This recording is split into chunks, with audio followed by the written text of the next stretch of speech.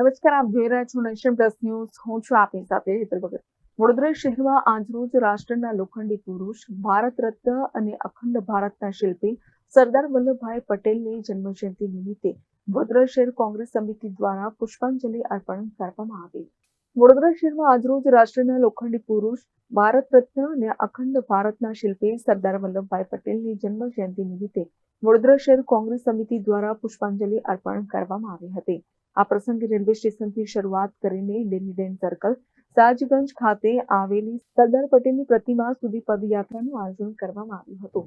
પદયાત્રા દરમિયાન કાર્યકર્તાઓએ સરદાર સાહેબના અમર નારા અને રાષ્ટ્રીય એકતાના સંદેશ સાથે શહેરના નાગરિકોમાં એકતા અને દેશપ્રેમનો સંદેશ પ્રસાર કર્યો હતો. ડેનીડેન સર્કલ ખાતે પહોંચ્યા બાદ સરદાર સાહેબની પ્રતિમા પર પુષ્પાંજલિ અર્પણ કરવામાં આવી હતી.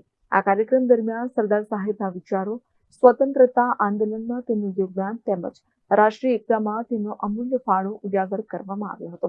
આ પ્રસંગે વડોદરા શહેર કોંગ્રેસ સમિતિના પ્રમુખ ઋત્વિજ જોશી, વિપક્ષ નેતા ચંદ્રકાંત શ્રીવાસ્તવ તેમજ શહેરના અગ્રણી કોંગ્રેસના પદાધિકારીઓ અને કાર્યકર્તાઓ મોટી સંખ્યામાં હાજર રહ્યા હતા.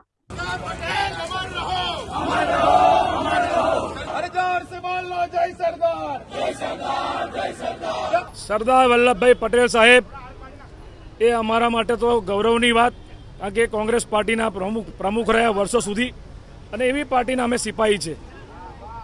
સરદાર વલ્લભભાઈ પટેલનું યોગદાન આઝાદી પહેલાં અને આઝાદી બાદ આપણે સૌ જાણીએ છીએ અને ભારત રત્ન લોહ પુરુષ તરીકે ઓળખીએ, પરંતુ જ્યારે દેશમાં આઝાદી મળ્યા પછી જે પ્રથમ સરકાર બની, એમાં નાયબ વડાપ્રધાન, પ્રથમ ગૃહમંત્રી આ દેશના, અને કોંગ્રેસ પાર્ટીની સરકાર બની ત્યારે નાયબ વડાપ્રધાન બન્યા. ત્યાર પછી આ દેશની સૌથી મોટી યોજના એ સરદાર વલ્લભભાઈ પટેલ નામ પર સરદાર સરોવર ડેમ, એ પણ સરકાર ત્યારે કોંગ્રેસની હતી.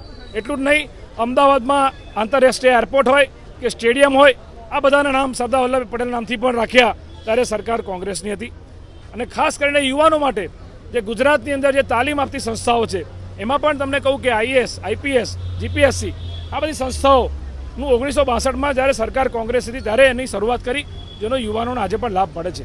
ત્યારે આટલી મોટી દીર્ઘદ્રષ્ટિ હતી સરદાર વલ્લભભાઈ પટેલની, પણ એમનું મોટું નામ, ત્યારે એમને કોંગ્રેસ પરિવાર વડોદરા શહેરનું, આખા ગુજરાતનું, આખા ભારત દેશનું સશત નમન કરે છે.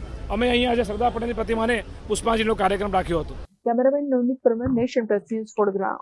સમાચારોના સતત અપડેટ મેળવવા માટે અમારી નેશન પ્લસ ન્યૂઝની યુટ્યુબ ચેનલને સબસ્ક્રાઇબ કરો, બેલ આઇકન દબાવો અને જોડાયેલા રહો ફેસબુક, ઇન્સ્ટાગ્રામ અને ટ્વિટર પર.